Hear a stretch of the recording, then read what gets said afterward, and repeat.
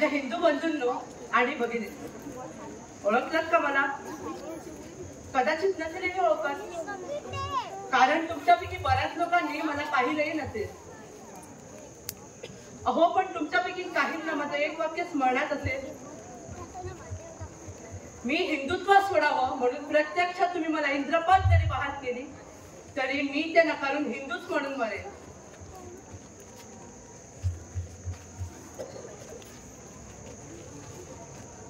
तरीही नाही ओळखलं म्हणतात. नाही, बरोबर आहे तुमचं.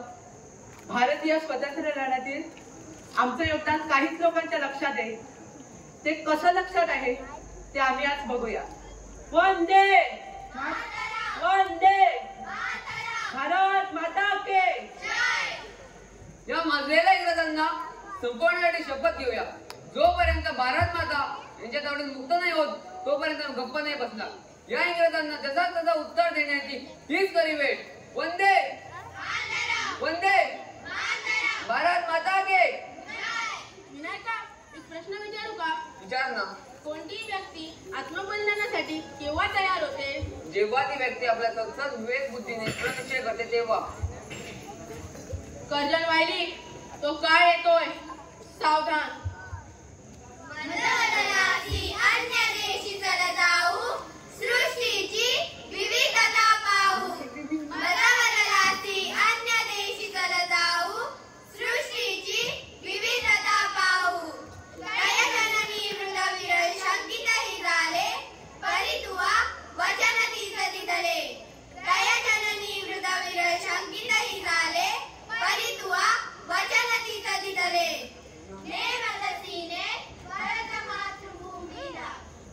बोलेगा तुम्हारी ये जरूरत?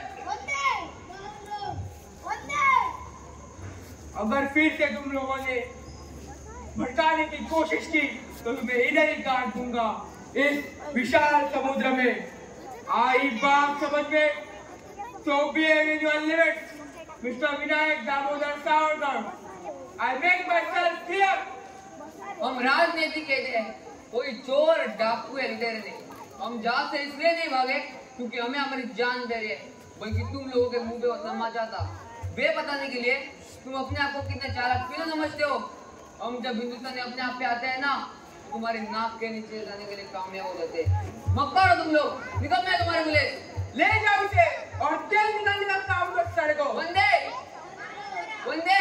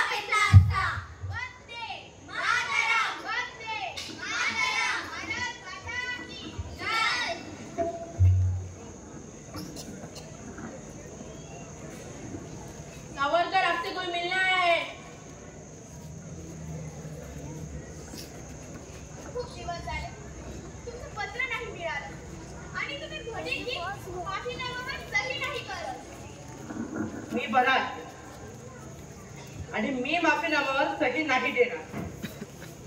जर 4 परिवारांनी कष्ट झेलून हजारो लाखो परिवारांचं कल्याण झालं ज्यांना जगण्याचं स्वातंत्र्य मिळालं तर त्यात काय वाईट झालं? आमची भारत माता इंग्रजांच्या 60व्या दंडातून मुक्त झाली म्हणजे मिळवलं. मग ह्या कष्ट, या यातना लोक विचारले तरीही चालेल, पण आता मागे हटणार नाही. समय समाप्त. काळजी घ्या स्वतःची आणि घरच्याची. वंदे मातरम.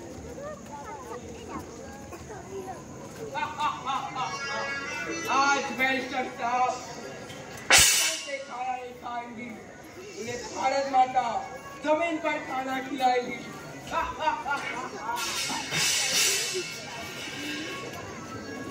ठीक कहता है राम बहादुर. मुझे ऐसे निकलने के लिए कुछ न कुछ तो करना ही होगा, चाहे वो नौटंकी हो या माफीनामा. मैं लिखूंगा, मैं जरूर लिखूंगा.